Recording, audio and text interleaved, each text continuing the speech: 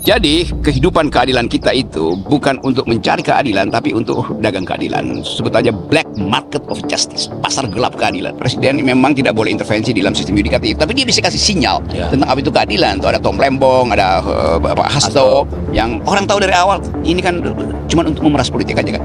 Jadi kondisi ini yang boleh kita sebut sebagai pengantar untuk masuk di dalam keadaan yang berbahaya. Jadi ini BUMN yang harusnya dikelola berdasarkan visi presiden yang sosialistik tadi itu dihuni oleh komisaris-komisaris yang buta huruf terhadap kebijakan kan. Dia bisa tanya artificial intelligence. AI. Kata saya Wapres layak untuk tiba di Papua berkantor di situ, dan fak-fak dan AI-nya akan bilang bahkan menetap, tapi jangan lupa buat tabiah untuk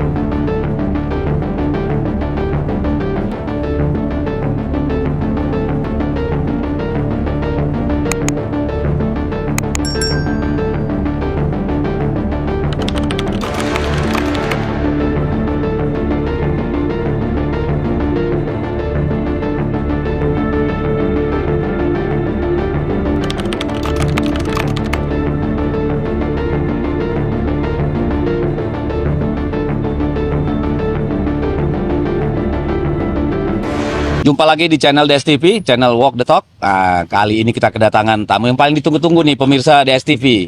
Terima kasih Bung Rocky. Oke. Nah, sebenarnya setting outdoor ini kita tujukan buat Bung Rocky dari kemarin. Tapi karena waktu pertama yang dapat, ini jadi yang ketiga. Oke. Ya, tapi nggak apa-apa. Udah tamu duluan. Udah. Oke. Jadi kita bersyukur juga nih Bung Rocky karena kita dapat cuaca yang agak enak nih. Ya, kalau kemarin-kemarin agak gerah, sekarang teduh sekali nih. Bung Rocky, kemarin saya melihat, tadi saya melihat satu video Bung Rocky bicara di Sumitra Economic Forum. Iya, itu mungkin sebulan lalu ya. Itu 1 bulan lalu ya? Atau 3 minggu lalu lah. Ya. Oke, karena saya baru lihat. Nah, yang saya jadi terpikir begini, benarkah ekonomi kita itu sedang diurus, termasuk public policy ya dalam banyak kasus, untuk manusia atau untuk angka-angka sebenarnya? Angka itu penting untuk melihat efek dari kebijakan atau perencanaan kebijakan. Tapi justru angka itu yang sekarang disembunyikan. Saya baca di media massa, Menteri Tenaga Kerja tidak membuka data pengangguran tuh. Oke. Dia bilang kalau dia buka itu nanti banyak orang yang pesimis tentang Indonesia. Loh, ini data kuantitatif untuk dianalisis justru untuk perbaikan. Jadi bayangkan pemerintah aja untuk mitigasi kebijakan. Ya, buat mitigasi terutama. Pemerintah menyembunyikan data, lalu bagaimana investor mau masuk tanpa data? Jadi bayangkan seorang Menteri Tenaga Kerja demi pencitraan dia sembunyikan data itu. Disembunyikan artinya orang tahu ada masalah dengan sistem ekonomi, ada masalah dengan perusahaan lapangan kerja. Jadi betul kehidupan kita itu akhirnya kita pakai intuisi aja tuh. Kita lihat bagaimana orang makin lama makin banyak orang jualan UMKM di pinggir-pinggir jalan, lalu disebut bahwa itu adalah keberhasilan. Bukan, itu justru pelarian dari industri formal. Itu survival mode ya. Yes, itu survival of the fittest itu. Jadi semua kita mau terangkan survival mode penting, tetapi mesti ada kejujuran pemerintah mengatakan ini loh keadaan kita. Buat kita belum bertumbuh 5 apalagi 8% tuh. Itu kira-kira poinnya. Oke. Nah, sekarang kalau kita coba melihat nih merujuk ya beberapa periode presiden sebelum ini ya katakanlah sejak zaman SBY di mana zaman normal itu sebenarnya terbentuk. Pertumbuhan ekonomi Cina 13-14%, kita bisa sampai 7%, ya. Lalu declining hingga hari ini. Ya, Jokowi yang dulu janji sampai 7% aja nggak pernah terrealisasi itu, ya. Sekarang Pak Prabowo lebih ambisius lagi nih, 8% di target gitu. Padahal kita tahu global economics nggak baik-baik saja gitu kan, geopolitik di bibir jurang nih. Sekarang apakah kebijakan pemerintah itu di sisi ekonomi, di sisi penyerapan angkatan kerja, misalnya strategi untuk mengatasi masalah-masalah pengangguran, sudah di jalan yang benar atau masih harus melakukan perbaikan-perbaikan? Saya terangkan itu kemarin di forum Sumitronomics itu karena saya diundang oleh Pak Hasyim Joharikusumo, dan saya ucapkan dengan jelas di situ bahwa ekonomi itu ada rasionalitasnya, ada metodologi, tetapi mesti dituntun juga secara ideologis. Kan itu intinya kan. Kan Indonesia mengambil riwayat Bung Karno berdiri di atas kaki sendiri. Berupaya untuk memastikan bahwa kebutuhan dasar manusia itu dipenuhi lebih dahulu tuh. Dan itu yang memungkinkan kita berpikir bahwa fondasi ekonomi Indonesia itu hari-hari ini jauh dari ideal yang diminta oleh Bung Karno. 8% itu kita mesti hitung, 8% artinya akan ada padat modal tuh. Di mana-mana tuh pertumbuhan tinggi itu tidak mengandalkan padat karya, pas padat modal. Padat modal itu 8% langsung kita hitung efek ecological footprintnya berapa misalnya. Yes. Mempercepat industri itu artinya menambah asap. Cost to recovery-nya. Cost itu ya. Jadi semua itu yang harusnya dibuka. Presiden Prabowo mesti terangkan bahwa dia berupaya untuk menghasilkan kebijakan yang sifatnya humanis itu, atau sebut aja berupaya untuk memakmurkan rakyat, sosialistik lah ya istilahnya itu, makan siang, perubahan, namanya sekolah rakyat segala macam. Tetapi sumber pertumbuhannya dari mana? Itu Ya, betul. poinnya tuh. Kalau nggak ada, ya terpaksa ngutang lagi kan. Dan nggak mungkin kita berhutang untuk hal-hal yang konsumtif kan. Kan makan siang bergizi kan nggak mungkin kita minta utang, dari mana untungnya makan siang gitu kan. Karena kan pergerak pertumbuhan itu tadi cuma ada 3, yang terakhir itu yang pinjaman, tapi konsumsi publik, lalu FDI. Nah, kalau merujuk pada data yang ada, hampir 96% tenaga kerja angkatan kerja kita itu diserap oleh sektor-sektor menengah, ya, UKM misalnya gitu loh. Jadi tidak sebanding dengan besarnya investasi yang masuk dengan penyerapan tenaga kerja. Nah, di sini bagaimana kita melihat ada senario yang benar nih untuk kita betul-betul nanti bisa tidak terjerembab dalam bonus demografi. Kayak itu bahayanya di situ. Kehati-hatian udah jelas mesti ada di situ. Kecermatan untuk membandingkan antara growth dan equality. Nah, kepekaan itu yang belum terlihat sekarang kan. Jadi kita melihat kelas menengah yang jadi andalan, jadi buffer demokrasi, jadi sumber konsumsi dalam negeri itu berapa persen sekarang, tinggal dari 43% drop tinggal 18% itu. 9,3 juta udah terlempar. Itu udah habis segala macam. Dan itu berarti dia nggak bisa dipajaki lagi itu. PHK artinya industri itu deindustrialisasi, nggak ada orang mau bayar pajak dengan cara itu. Saya baca mungkin kemarin itu ada berita dari Asia Times itu. Dia wawancara seorang pemuda yang 2 tahun lalu itu memutuskan untuk pindah ke Jepang setelah lulus dari Universitas Indonesia. Dan dia tunjukkan di situ bahwa di Jepang itu gajinya itu 5 kali lipat dari gaji yang sama di perusahaan yang di Indonesia. Jadi yang disebut kabur aja dulu itu memang real. Betul. Mereka menganggap bahwa sementara di Indonesia nggak ada harapan itu. Dan gelap lah. Iya, itu mendung minimal tuh. Nah, Presiden Prabowo mesti terangkan itu bahwa memang ya ada kesulitan sebelum ini, beban dari presiden sebelumnya. Dan itu yang mesti dibuka kan.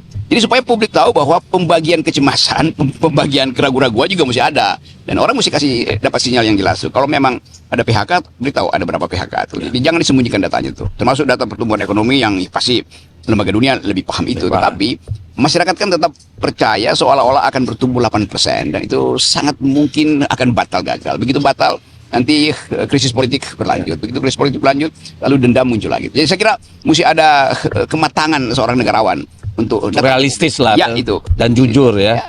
Nah, salah satu problem yang saya lihat kalau kita simak pidato-pidato Presiden Prabowo, itu kan tadi tuh sangat sosialistik ya, sangat populis gitu. Tetapi ketika kemudian kita melihat turunan-turunan kebijakan, itu tabrakan gitu. Ambil contoh misalnya begini. Kita paham angka pengangguran meningkat terus, PHK juga terus meningkat misalnya gitu kan. Tetapi apa yang terjadi? Belanja publik dipotong, dipangkas. Di sisi lain, petani-petani Indonesia yang punya kebun sawit hanya 3-4 hektar sekarang sedang diusir dari tanahnya sendiri. Saya kadang-kadang bingung ke arahnya ini mana ini sebenarnya. Kita mau lihat satu model ekonomi yang bukan sekedar tabrakan, tetapi inkonsistensi dari awal itu kan. Kan kita tahu rumus Keynesian itu, bahwa dalam keadaan ekonomi menurun, negara mesti buang uang itu, state spending itu, public spendingnya untuk supply side itu. Jadi kelihatannya itu yang dicemaskan. Kalau misalnya itu diambil sebagai kebijakan oleh Sri Mulyani misalnya, maka proyek-proyek Prabowo itu tidak mungkin dibiayai dengan cara itu kan, karena mesti dihidupkan dulu. Kan ini proyek-proyek sosialistis Pak Prabowo itu mengasumsikan ada uang di APBN kan. Jadi diambil aja dipakai di situ. Ini yang nggak dihitung. Tapi kita mau coba lihat apakah konsekuensinya nanti. Mungkin dalam 2 semester ke depan betul-betul kelas menengah itu ambil uang dari ATM tinggal 20.000 dan macam. Dan itu kan sudah berjalan 2 tahun lebih ya. Jalan. Simpanan orang Indonesia yang 100 juta ke bawah itu 80% menguap gitu. Jadi memang sudah tidak ada lagi yang namanya purchase power-nya. Hidup hanya untuk membiayai sehari-hari. Lalu untuk membayar ini kredit rumah, kredit mobil. Nah, ini yang jadi problem memang. Nah, saya tetap lihat itu bahaya itu, karena kita menyimpan sebetulnya bara sosial, apalagi di wilayah-wilayah yang lagi ditertibkan oleh kejaksaan, tentara bahkan dilibatkan. Bahkan leading itu. yang ilegal sawit terutama itu. Ya. Orang menganggap bahwa iya kalau dia diambil oleh negara, setelah itu mau dikasih ke siapa? Yes. Itu dasarnya kan. Kan tidak disebut di situ bahwa hutan konservasi itu setelah diambil negara akan dijadikan lagi hutan konservasi. kembali. Itu tidak ada di situ tuh. Ya. Rakyat tidak diberi pengertian. Kan itu rakyat marah. Loh kami justru udah 15 tahun apalagi 2 tahun terakhir melarat ya punya 2-3 hektar hanya untuk makan. Kan itu mesti dihitung kan. Betul. Supaya rakyat tahu bahwa program mengembalikan fungsi hutan itu bukan untuk memelaratkan rakyat yang memang hidup dari situ untuk mengatasi kemelaratan strukturalnya kan. Ya. Itu intinya. Jadi saya lagi bolak-balik juga ke Pekanbaru dan tahu bagaimana bahkan isu rasis sudah mulai muncul di situ. Sangat, ya. Itu yang berbahaya. Betul. Seolah-olah ada satu etnis yang menguasai. Ya. Padahal semua itu kan koordinasi pemodal-pemodal pusat itu. Dan orang-orang lokal, penguasa-penguasa Ya, lokal.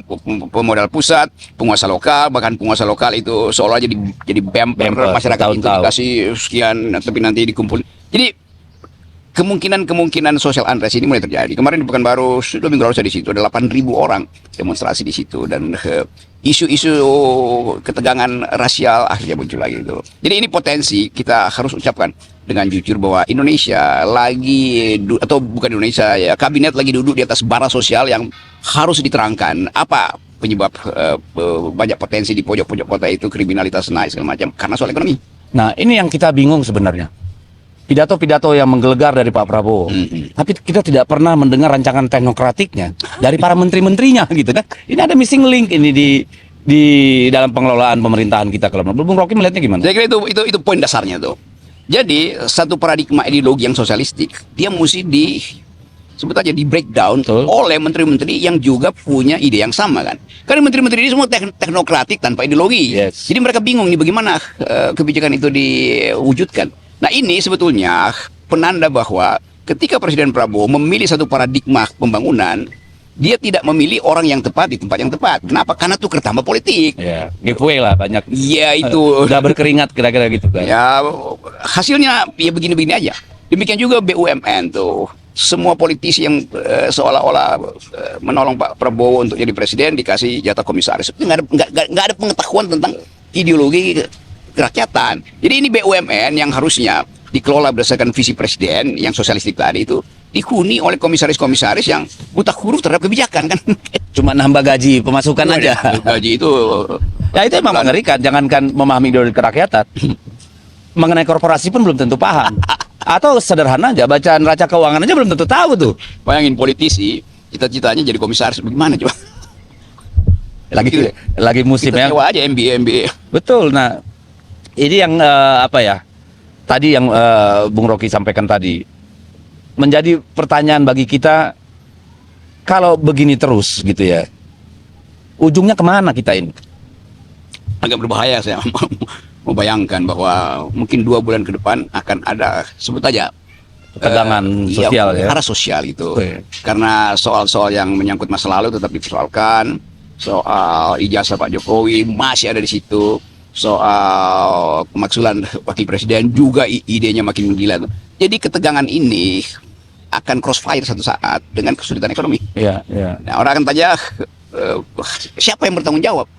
Presiden sampai sekarang masih hati-hati itu. Mungkin karena EUPKU atau mikul dulu dan jeruk. Tetapi politik dan ekonomi itu begitu dia bersilang di dalam satu titik api dan terbuka intervensi global karena turbulensi politik global juga itu dengan cepat membakar kemarahan publik. Nah, saya mulai melihat kalau saya bicara dengan banyak elite, bahkan mereka yang memimpin lembaga-lembaga strategis, tetap menduga bahwa akan ada sesuatu tuh. Tetapi mereka tidak mungkin mengucapkan itu kan. Ya, ya, ya. Nah, Presiden Prabowo belakangan ini mulai melihat bahwa fakta-fakta sosial itu makin terasa tuh.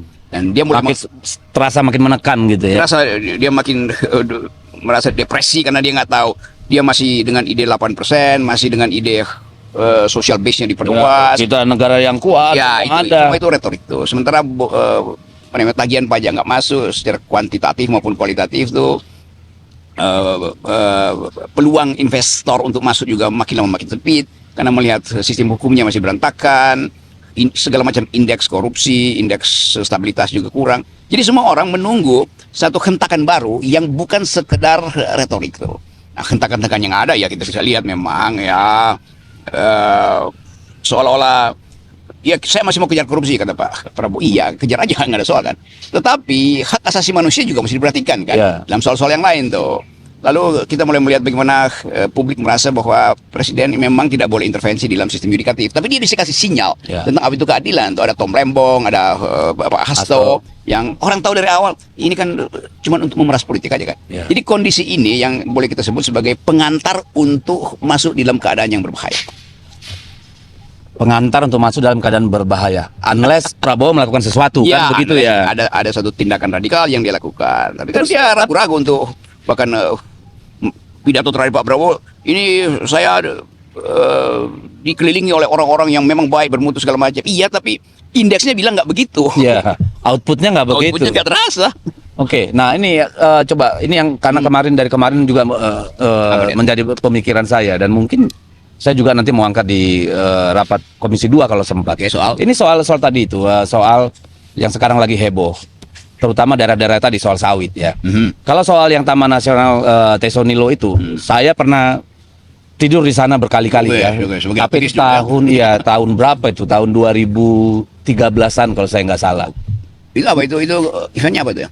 Oh, waktu itu saya nyalek di sana. Oke. Ya, saya nyalek di sana, dan itu daerah yang kemudian saya pakai slogan tuh tanah untuk rakyat, ya, keadilan agraria pada waktu itu, karena saya melihat 2013 ya, saya ambil tempat itu karena belum pernah ada kursi PD Perjuangan di sana, dan saya melihat itu adalah sumbu ledak konflik, ya, karena tanah sudah habis, orang terus bertambah, termasuk yang datang dari luar, gitu ya. Nah, problemnya kemudian sekarang yang dipersalahkan hanya mereka, ya kan, masyarakat yang ada di sana, walaupun ada fakta, misalnya ada yang punya alas hak resmi seperti sertifikat dan seterusnya, juga keterlibatan orang-orang lokal ya, apakah itu komunitas, apakah itu pejabat lokal gitu. Nah, tapi yang menjadi isu bagi saya adalah dalam kondisi seperti ini, bukannya apakah begitu mendesak urusan ini, gitu ya. Kalau dikatakan ini mau menyelamatkan konservasi, misalnya begitu, apakah semendesak itu sehingga ribuan kakak, ya, kalau ribuan kakak kan berarti puluhan ribu orang nih di situ, harus digusur sekarang dari tanah itu?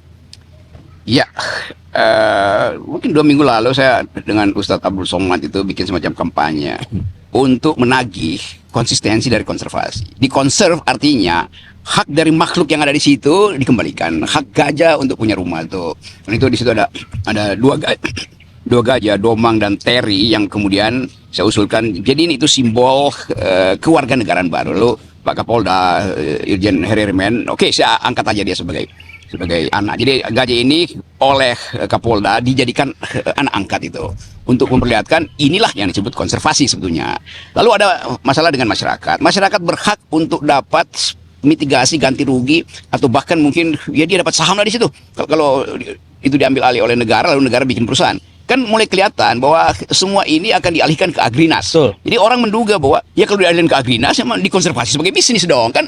Jadi buat apa di situ? Jadi rakyat akan anggap, loh, kita justru cari makan di sini, kita digusur, tetapi hasil bumi yang kita duduki, yang diberikan pada kita oleh alam semesta itu justru dieksploitasi oleh Agrinas yang adalah perusahaan bisnis. Betul. Kan itu soalnya kan. Jadi keadilannya nggak ada. Nggak ada. Nah, ini yang jadi problem itu. Jadi memang misalnya begini, negara kalau untuk korporasi, ya, dia punya cara untuk memberikan pada korporasi, namanya izin pemanfaatan pinjam pakai kawasan hutan, ya toh, itu lo boleh pakai tuh, mau lo tambang kayak mau apa, dikasih itu boleh. Tapi rakyat tidak ada cara. Mereka hanya dikasih hutan kemasyarakatan misalnya, yang sangat terbatas, apa yang boleh ditanam, luasnya dan sebagainya. Kalau korporasi cepat tuh karpet merah gitu ya. Tapi kemudian rakyat melakukan hal yang sama, itu jadi penjahat, ya kan?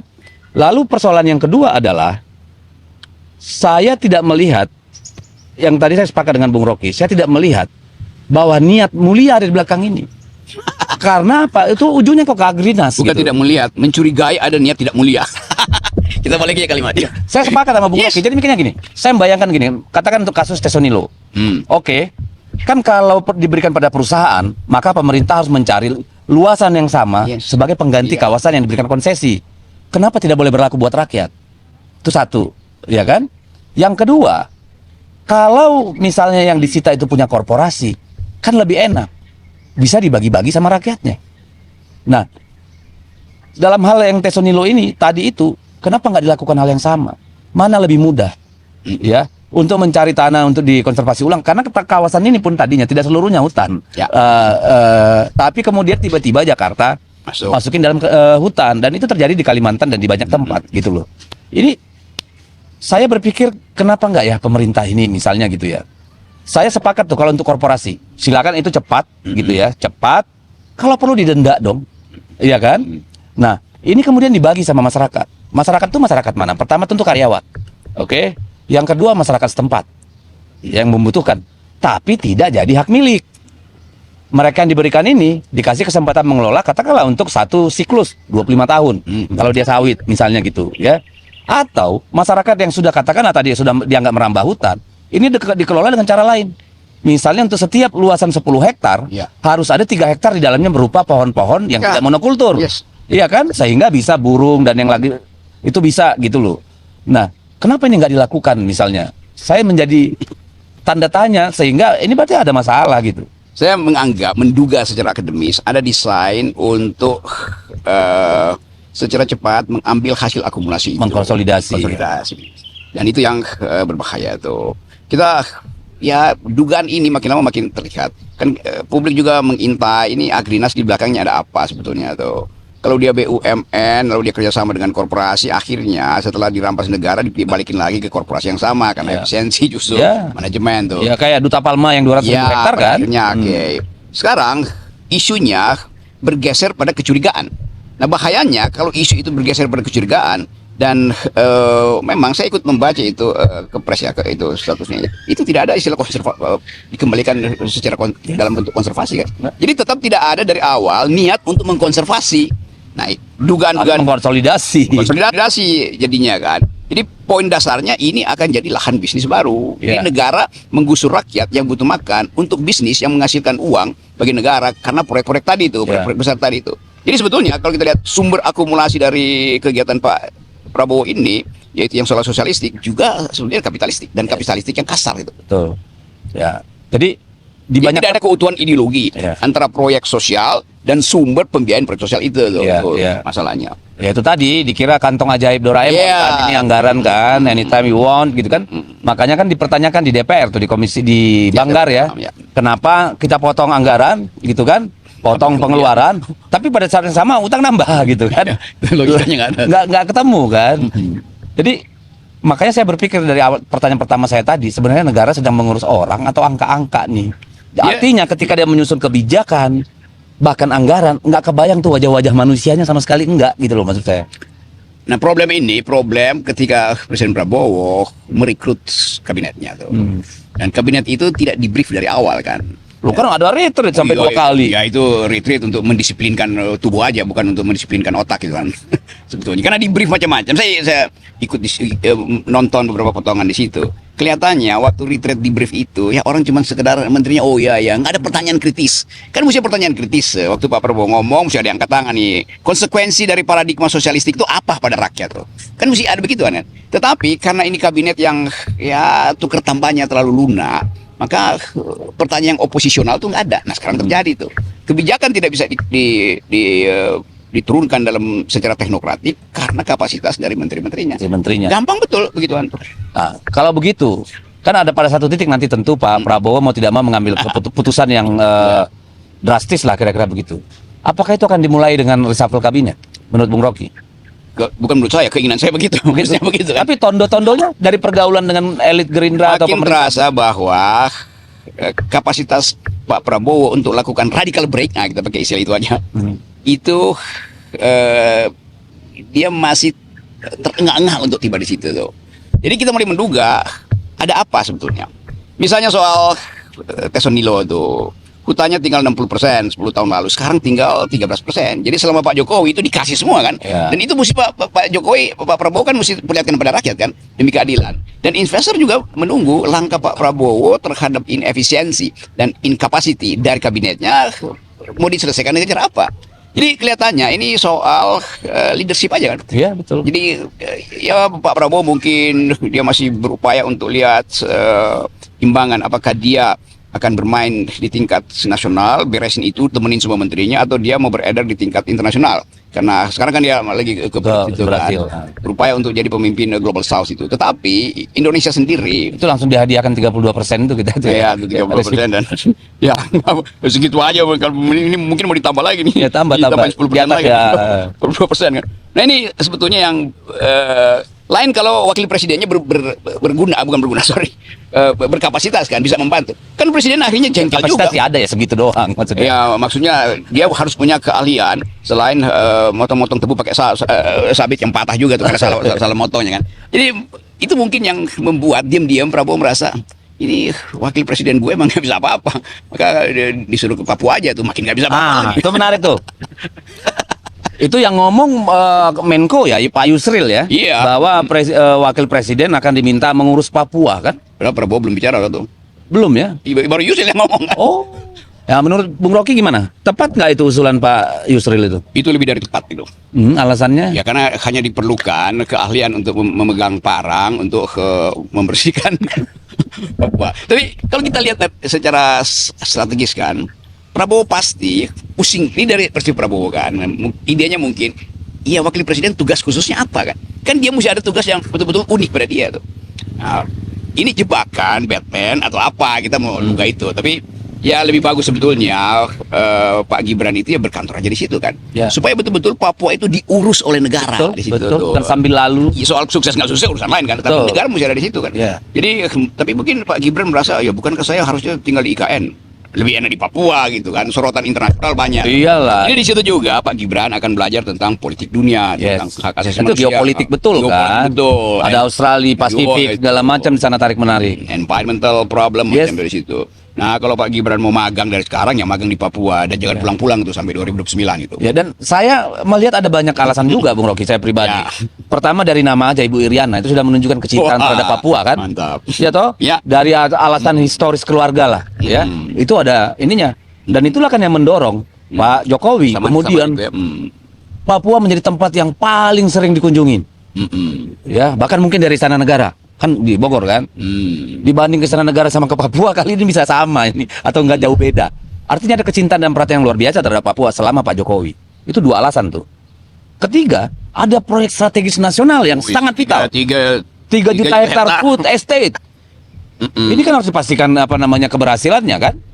Yang ketiga itu tadi masalah geopolitik. Ini Australia dan Amerika nih makin intens di sana. Sering mulai ganggu-ganggu.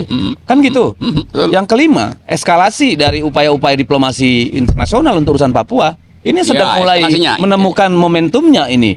Jadi kalau wakil presiden ada di sana, ya daripada ngomongin AI yang kemudian dibubarkan sendiri sama presiden, ya pergi ke sana nanti jadi legacy dan teruji gitu.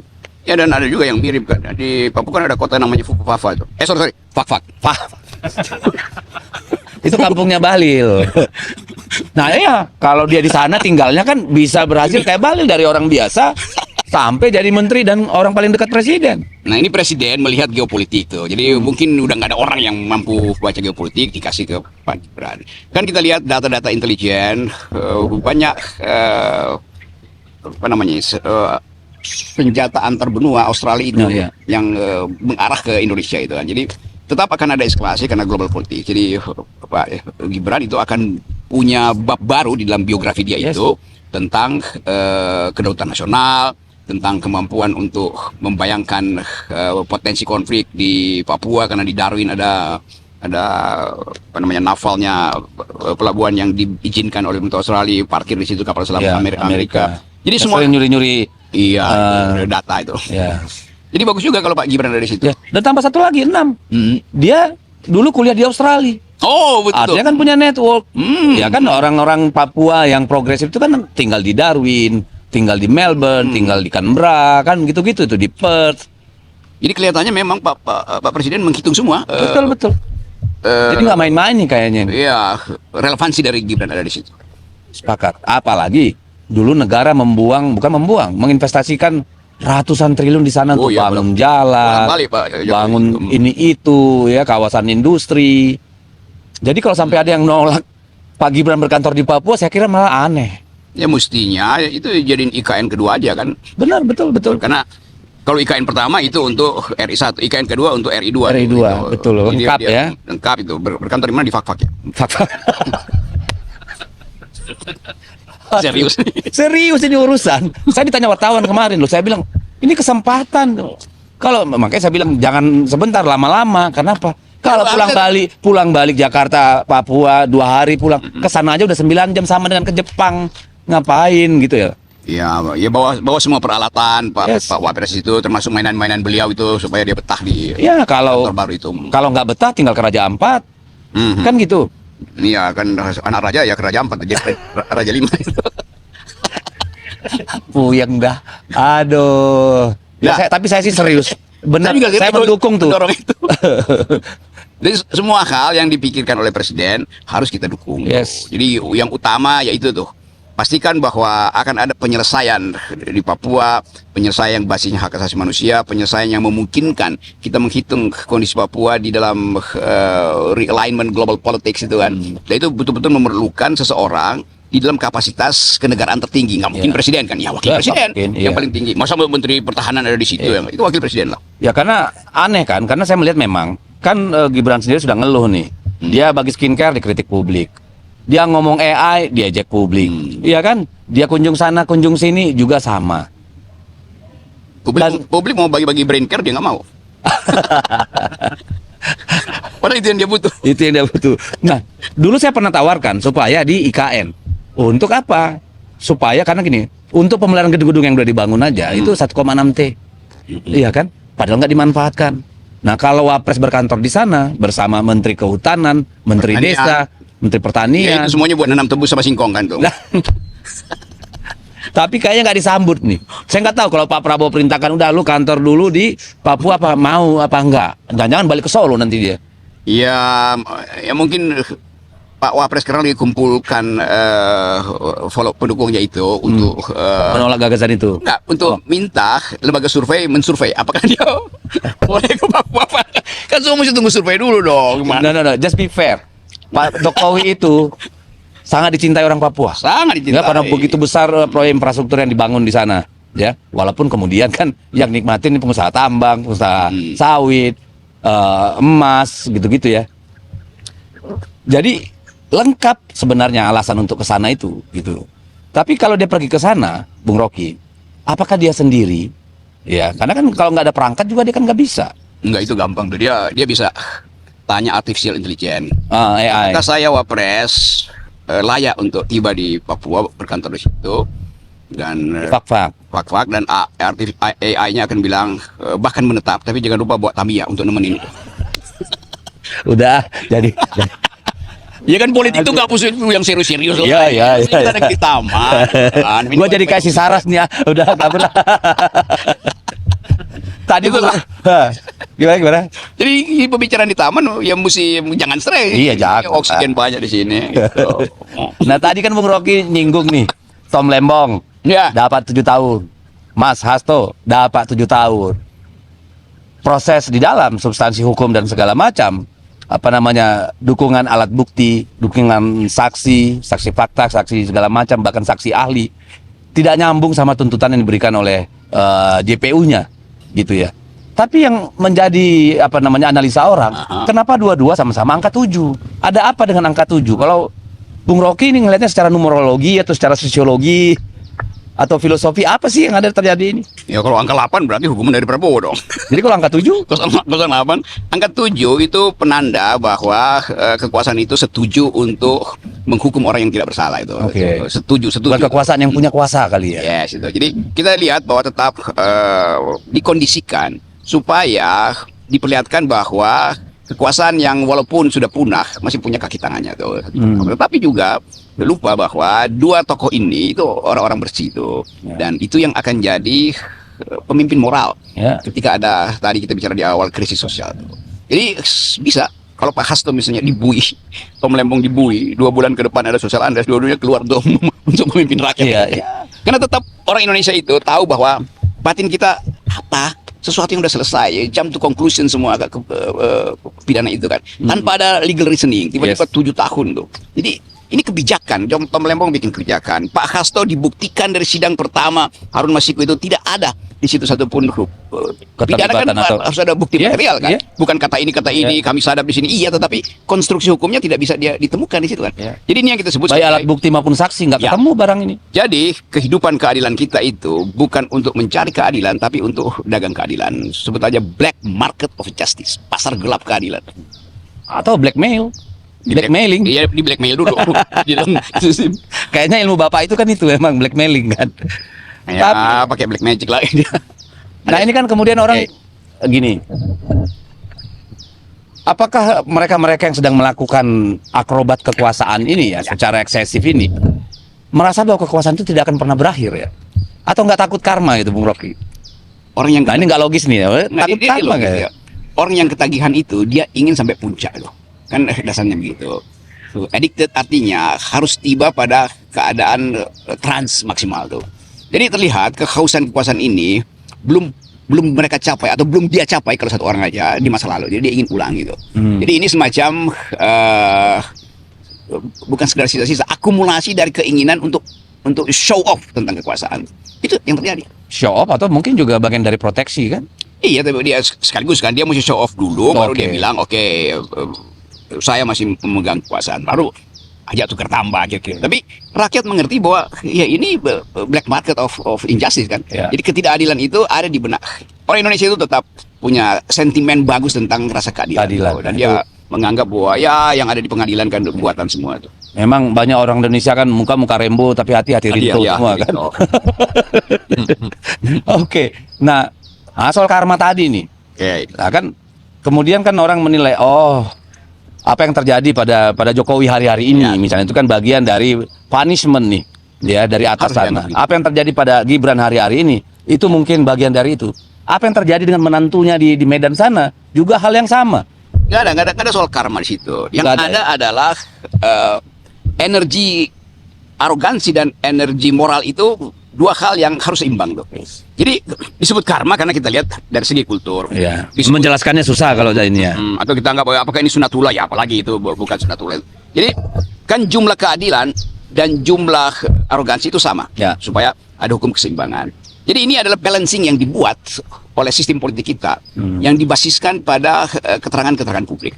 Jadi begitu kita mulai membaca opini publik, terlihat bahwa opini publik ketika kekuasaan itu mulai redup itu meninggi dia opini publik dan mulai melihat bahwa ini saatnya kita persoalkan kelakuan dinasti Jokowi kan itu yang terjadi sebenarnya. Dan orang menganggap ya harus ada memang penyelesaian semacam itu. Nah, Presiden Prabowo harus baca itu tuh. Dan kalau dia baca itu dengan baik, dia tidak akan kena hal yang sama nanti itu. Dan satu waktu orang akan anggap oh ya presiden tetap melindungi sesuatu yang oleh alam semesta itu sudah diseimbangkan. Jadi jangan ganggu hukum alam semesta itu. The nature of balance atau the balance of nature. Nah, yang mengherankan juga kan, ini udah dari Oktober sampai bulan Juli, ya sudah hampir 10 bulan ya, Pak Prabowo. Dan saya kira Pak Prabowo satu-satunya presiden yang sampai sebegini lama tidak mengganti sebenarnya aparat-aparat yang merupakan pemegang kunci kekuasaan, sebutlah TNI, Polri, dan Kejaksaan. Apa yang terjadi? Padahal di awal kita tahu bahwa urusan di lembaga-lembaga strategis itu yang mesti dibersihkan lebih awal deh, supaya orang lihat bahwa sistem ini betul-betul diganti oleh seorang pemimpin baru tuh. Dan juga menteri-menteri yang dibentak-bentak doang oleh Prabowo. Kalian kalau nggak bisa pulang rumah segala macam. Belakangan dia puji-puji lagi tuh. Jadi kita mulai lihat ada inkonsistensi pada presiden tuh. Tentu kita bisa duga juga ya presiden punya momentum, nunggu momentum, dia memelihara taktik supaya strateginya. Kenapa tidak hanya justifikasi saja? Ya justru itu kan. Jadi kelihatannya mulai terbaca bahwa nego under table atau nego via mimpi-mimpi itu dengan faksi presiden. Kan cuma ada dua faksi yang bersaing di dalam sistem kekuasaan kita kan. Itu faksi Pak Jokowi sama presiden baru ini kan. Ibu Mega memelihara logika yang betul-betul bukan lunak tapi lembut. Wah, kalau lunak ya itu bisa ditukar. Lembut itu bisa sangat keras loh. Jadi orang Prabowo membaca Ibu Mega kirim sinyal lembut tetapi di dalam paket yang betul-betul keras. Sementara Jokowi mengirim sinyal seolah-olah masih kuasa, padahal sebetulnya dia Keropos sudah. ya keropos dan secara mental, secara psikologis lagi break gitu kan, lagi down itu. Nah ini yang kelihatannya kalau saya analisis Prabowo mesti milih sebetulnya di dalam timeline yang udah 10 bulan. Kalau masih begini, publik justru faktor ketiga kan publik. Jadi ada Ibu Mega, ada Pak Prabowo, betul. itu publik menganggap ini permainan akan seterusnya begini, dan publik menganggap wah ini presiden kenapa tidak punya langkah seperti ketika dia memimpin organisasi militer justru kan orang menunggu justru kesiagaan langsung dari presiden. Betul. Apa istilahnya tuh dalam manajemen militer, army readiness, Ya, karena readiness. dia dasar dari militer. Betul. Gitu. Jadi dianggap loh ini kok negonya panjang banget dengan geng Solo itu. Padahal kan bukan berarti mengganti 3 pimpinan lembaga strategis ini dengan dengan tidak memperhitungkan jasa mereka dan sebagainya. Tanpa mereka duduk di posisi yang sekarang kan ada tempat lain yang bisa menteri dan segala macam itu kan terbuka, lembaga, kementerian atau apapun, bahkan BUMN misalnya kalau nggak mau capek lagi, ya kan bisa gitu. Nah tetapi dan kalau dilakukan pergantian maka mesinnya itu kan ribut semua nih, terjadi kemudian pergeseran ya, penyegaran, seleksi kembali dan seterusnya dan itu yang kemudian memberikan kekuatan real pada presiden untuk bergerak mengerjakan apa yang dia pikirkan. Ya itu mestinya apa namanya, pendukung mesin itu sekarang idle semua tuan. Dia nggak tahu mau ngapain karena juga yang di bawah ini, yang lapisan kedua ini kan menunggu ini penyelesaian elit antara 3 lembaga ini bagaimana tuh, polisi, KPK, Termasuk investor saya kira. investor apalagi kan, bagaimana ceritanya nih, sehingga investor mungkin justru lagi menduga jangan-jangan memang ada perjanjian macam apa, tacit agreement, perjanjian diam-diam sebelum Presiden Prabowo meminta Gibran menjadi wakil presiden. Tentu perjanjian dengan Presiden Jokowi kan, semua ini satu waktu kan akan terlihat. Jadi tetap orang tunggu ini apa yang bisa jadi semacam sinopsis kepemimpinan Pak Prabowo ini. Snapshotnya apa? Nah, gitu kan. Gitu. Ya semakin ini udah 10 bulan terlalu lama. Ya dan semakin lama justru akan merugikan Pak Prabowo sendiri karena dia akan kehilangan momentum yang menjadi landasan untuk trust publik dalam jangka panjang gitu. Trust itu hanya bisa diambil dalam satu momentum yang eksistensial loh. Bukan diulur-ulur.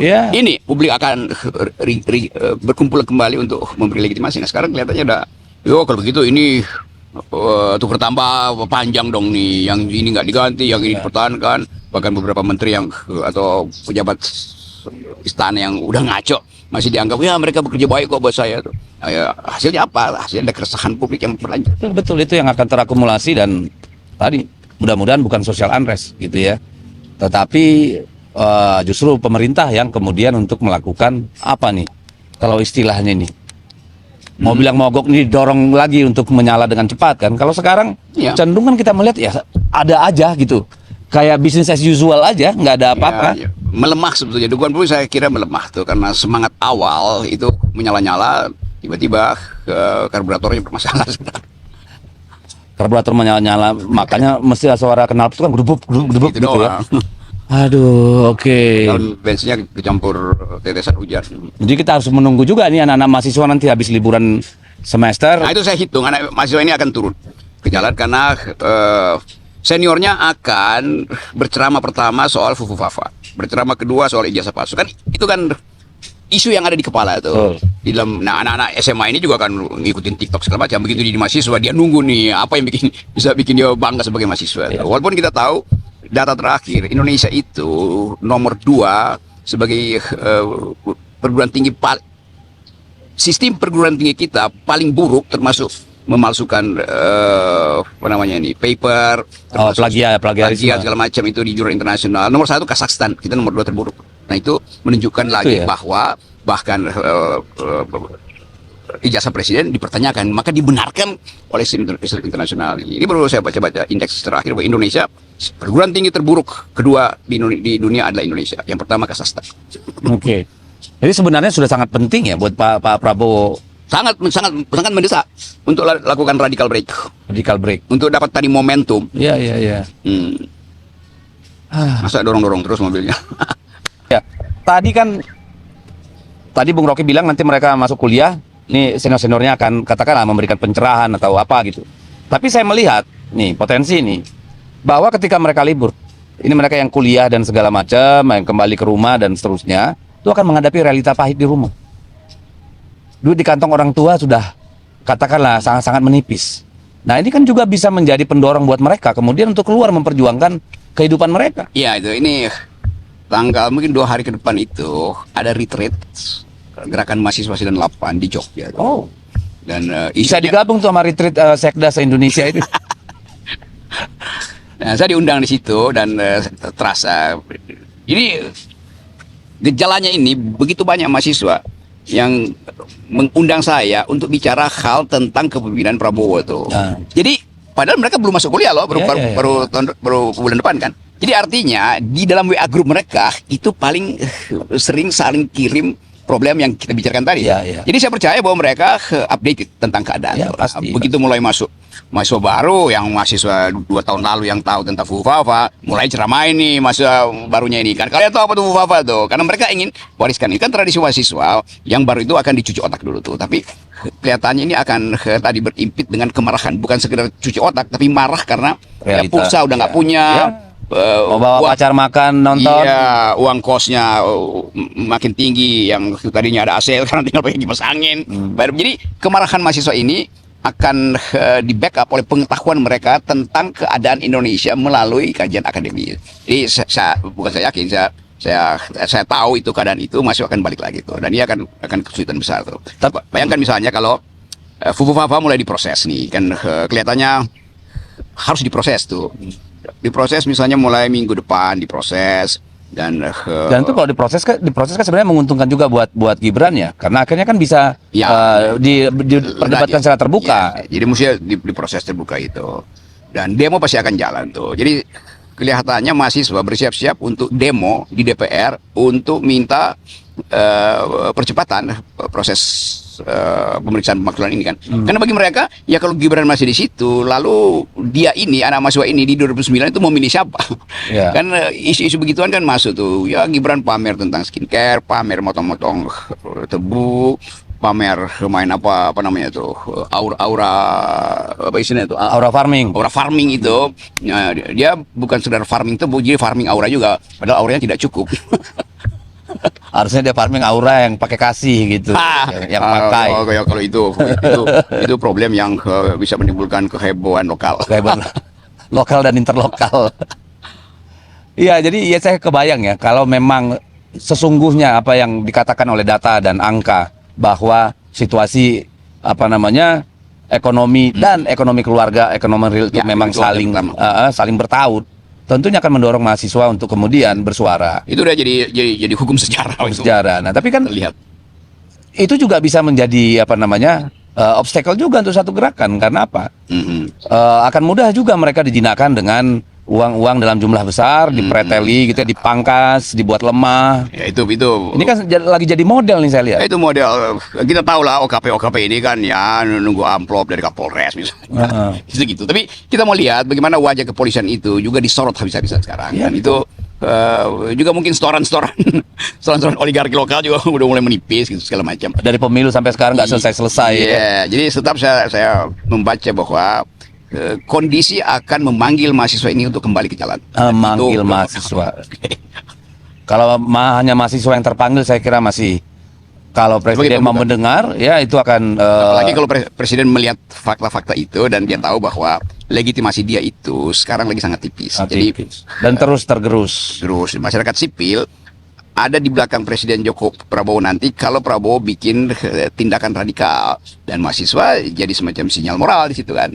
Itu aja. Ya. Kalau mahasiswa saja yang terpanggil sih masih oke, masih manageable. Tapi kalau sampai ibu-ibu Wah itu. yang terpanggil tukang ojek ya, buruh. Nah ini soal ini tukang ojek ini saya lihat di Jogja kemarin itu. Oh yang kasus Shopee itu. Oh itu. Jadi solidaritas yang kita sebut solidaritas mekanis artinya bisa tercerai. Begitu ada satu isu tentang ketidakadilan, dia berubah dari solidaritas mekanis jadi solidaritas organis. Ya, dia jadi katup ya. Jadi katup, dikunci di situ, diviralkan. Nah itu pentingnya atau bergunanya media sosial. Ya, Jadi ya. tetap soal justice itu orang bisa tiba-tiba marah kok. Ya. Di mana ada ketidakadilan tuh. Dan di mak-mak itu ya kalau suara mak-mak itu kalau piring di dapur udah kosong itu artinya dia akan cari keterangan di jalan. Kenapa piring saya kosong itu? Betul. Nah tapi dalam soal kasus di Jogja itu luput orang membicarakan pemicunya. Pemicunya itu kan kalau saya baca dari kasusnya itu, saya lihat dari Ya. videonya, adalah soal double order ya atau apa Ya. istilahnya itu, sehingga membuat malah jadi terlambat kan. Nah, bagi para ojol ini kan kalau dia apa namanya mendapat komplain seperti itu, nanti dia bisa dapat bintang yang buruk, Iya. lalu dia tidak bisa masuk dalam traffic Yes. pesanan ini. Tapi itu lolos dari marketingnya itu. ini yang kemarin-kemarin diributkan oleh Adian kan sebenarnya. Di situ ada exploitation de l'homme per l'homme kan itu nih. Tapi kayaknya elitnya kagak ada tuh yang nyambut itu isu. Ya, elit merasa bahwa ya itu udah diatur dalam sistem kan. Jadi keterangannya selalu teknokratik begitu atau bahkan teknis sebetulnya. Tetapi fakta bahwa satu isu kecil walaupun tipis sebagai sekedar problem teknis itu salah order, tapi karena ada arogansi dari si konsumen ini, maka publik merasa kok apa namanya pamer kekuasaan ya gitu, marah-marah segala macam gitu Iya. kan. Jadi kita mesti rumuskan begini nih, mengendap di dalam benak publik sejumlah ketidakadilan, terpapar sedikit dia bisa meledak itu. Nah itu yang kalau kita bisa terangkan, orang Indonesia ini atau Jawa khususnya, dia punya tradisi nrimo. Yes. Tetapi nrimo itu bisa berubah jadi amok, ngamuk, Yes, hanya betul. karena satu peristiwa ketidakadilan. Ya. Dan problem terbesar dari kemiskinan dan ketidakadilan adalah ketika manusianya nerimo. Yes. Ketika mereka menyerahkan itu, oh itu sudah takdir yang harus dijalani kan itu. Yes. Begitu ATM tinggal 20.000, ini bukan takdir, ini Ya. sesuatu yang misahin. Oke, jadi kawan-kawan ya sudah banyak yang kita omongin dan saya kira kalau bagi saya yang paling penting tadi dari pembicaraan itu adalah pertama kita menunggu nih dan waktu time is ticking for Pak Prabowo nih Yes. untuk melakukan sesuatu ya. Jangan sampai terlambat. Untuk apa nih? Bukan mendinamisasi ya. Merevitalize lah ya. Ya, revitalize. Adab kerja dan apa namanya tools maupun paradigma lah dari kabinetnya. Dan yang tadi kita sama-sama sepakat itu bahwa memang tidak ada alasan untuk menolak. Mm-mm. Wakil Presiden Gibran itu berkantor untuk menyelesaikan masalah Papua di fak-fak kan kata dia. Saya kira itu dulu. Sampai jumpa. Terima kasih Bung Rocky. Ya, dan Pak Prabowo mesti perhatikan betul bahwa memang we shall overcome, tapi time is running out, Mr. Presiden. Running out.